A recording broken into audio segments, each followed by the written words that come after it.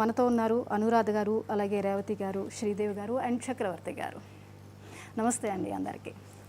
ముందుగా మీ అందరికీ మహిళా దినోత్సవ శుభాకాంక్షలు.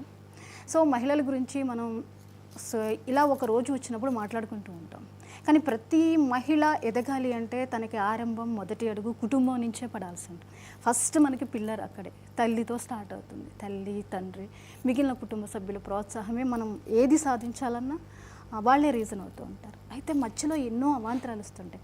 పర్టికులర్గా స్త్రీలకి బయటకు వచ్చిన తర్వాత కూడా ఎన్నో ఇబ్బందులు. అవి సాధించాలి అంటే, అధిగమించాలి అంటే స్త్రీకి చాలా సామర్థ్యం కావాలి, దానికి తగ్గ నిబ్బరం కావాలి, దేన్నైనా ఛాలెంజింగ్గా చేయగలిగే ప్రతిభ కావాలి. ఇవన్నీ కూడా మన చుట్టూ ఉన్న ఎన్విరాన్మెంట్ని బట్టి వస్తూ ఉంటాయి.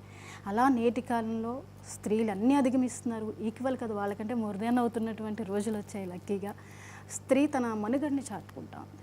ఆ క్రమంలో మీరు కూడా అలా మీ ఉనికిని చాటుకున్న వారే సింగర్స్గా మీరు ఇక్కడ కనిపిస్తున్నారు. అలాగే ఇలాంటి మహిళామణులకి ఎందరికో ప్రోత్సహిస్తున్నటువంటి పురుషులు మన వెనుకున్నారు. ఈరోజు ఇక్కడ మాట్లాడుతున్నామంటే దానికి ఉన్నటువంటి పిల్లర్స్ మన వెనుకున్నటువంటి మన కుటుంబం. అందుకే మనం ఇక్కడ మాట్లాడుకోగలుగుతున్నాం. మరి ఈ సందర్భంగా స్త్రీ యొక్క ఔన్నత్యాన్ని చాటి చెప్పే అనేక పాటలు, అలాగే దాని నుంచి ఎన్నో సందేశాలు కూడా ఉంటూ ఉన్నాయి కదా. అలాంటి పాటలని పాడుకుందామా? Okay, thank you so much మీరు అందరూ స్టూడియోకి వచ్చినందుకు. ముందుగా ఏ పాటతో స్టార్ట్ చేయబోతున్నారు మేడం మీరు? అమ్మ జననీ శివకామిని. ఓకే, సరే. అమ్మవారి పాటతో అటు అమ్మ మీద వస్తుంది. సరే, ఫస్ట్ అమ్మ పాట ఎంచుకున్నారు. మీ అమ్మగారు మీకు ఎలా ఆదర్శమయ్యారు? మీరు ఇక్కడ దాకా రావడానికి రీజన్ ఏంటి? నిజంగా చెప్పాలంటే అమ్మ వల్లే ఈ స్థాయికి వచ్చాం. ప్రతి పాటల పోటీలు కూడా అమ్మ దగ్గర ఉండి తీసుకెళ్ళేది. ఫస్ట్ ప్రోత్సాహం అమ్మాయి. అమ్మ నాన్నగారు పాడేవారు, అమ్మ పాడేది కాదు, కానీ మాకు ఎంకరేజ్మెంట్ చాలా అట్లా. ఓకే, సరే, అయితే అమ్మతో పాట స్టార్ట్ చేద్దాం. సరే, ఒక స్టార్ట్ చేసే ముందర మేడం శ్రీదేవి గారు, మీరు ఇక్కడ ఈ రోజున ఒక సింగర్గా కనిపించడానికి ఉన్న రీజన్ ఏంటి? ఎవరు మీకు ప్రోత్సాహం? మా అక్కలిద్దరూ బాగా ఎంకరేజ్ చేసేవారు. చిన్నప్పటి నుంచి కూడా వాళ్ళని చూసే నేర్చుకున్నాము. మా అమ్మగారు కూడా బాగా, మా నాయనమ్మ గారు కూడా చాలా బాగా ఎంకరేజ్ చేసేవారు. చిన్నప్పుడు సంగీతం నేర్పించేవారు దగ్గర ఉండి. సో మీకు కుటుంబమే ప్రోత్సాహం అన్నమాట. అంతే మేడం, మీకెవరు ప్రోత్సాహం? నాన్నగారు పాడేవారు. ఓకే. అమ్మ బాగా ఎంకరేజ్ చేసేది. నాన్నగారి ప్రోత్సాహం వల్ల మేము చిన్నప్పటి నుంచి సంగీతం అది నేర్చుకొని ఇలా ప్రోగ్రామ్స్ అవి చేసుకుంటూ ఉండేవాళ్ళము. సో అమ్మ నాన్న వల్లనే మేము ఈ స్థాయికి వచ్చామని వింటాం. తల్లిదండ్రులు ఏదైనా మనం ముందు ప్రస్తావించుకున్నట్టుగా కుటుంబమే మన వెనుక ఉంటుంది. ఆ కుటుంబం ఉంటేనే గడప దాటగలుగుతారు స్త్రీలు. చక్రవర్తి గారు, మీకు దీనికి భిన్నంగా క్వశ్చన్ వేయాలనుకుంటున్నాను. మహిళలు ఇలా రాణించడానికి పురుషుల పాత్ర ఏంటో చెప్పండి. అంటే వాళ్ళకి చక్కగా ఎంకరేజ్మెంట్ ఇవ్వాలి. మనం వాళ్ళలో ప్రతిభ ఉన్నప్పుడు ఎందులో వాళ్ళు రాణించగలుగుతారనేది మనం గమనించగలగాలి.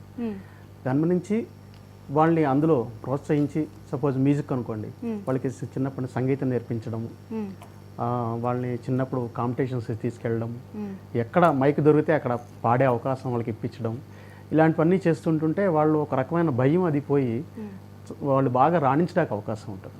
ఓకే, మరి పాటలు స్టార్ట్ చేసేద్దాం. మీ అందరి వెనుక మీ కుటుంబాలు ఉన్నాయి, అలాగే వారందరూ ఎంకరేజ్మెంట్ ఉంది.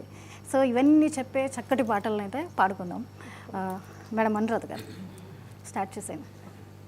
ముందు అమ్మవారి పాటతో స్టార్ట్ చేద్దాం. అది పరాశక్తి మృత్యుమూలం. అమ్మా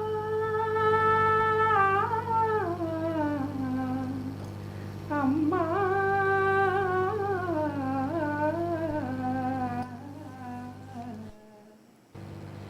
జననీ శివకామిని జయ శుభకారిణి విజయరూపిణి జననీ శివకామిని జయ శుభకారిణి విజయరూపిణి జననీ శివకామిని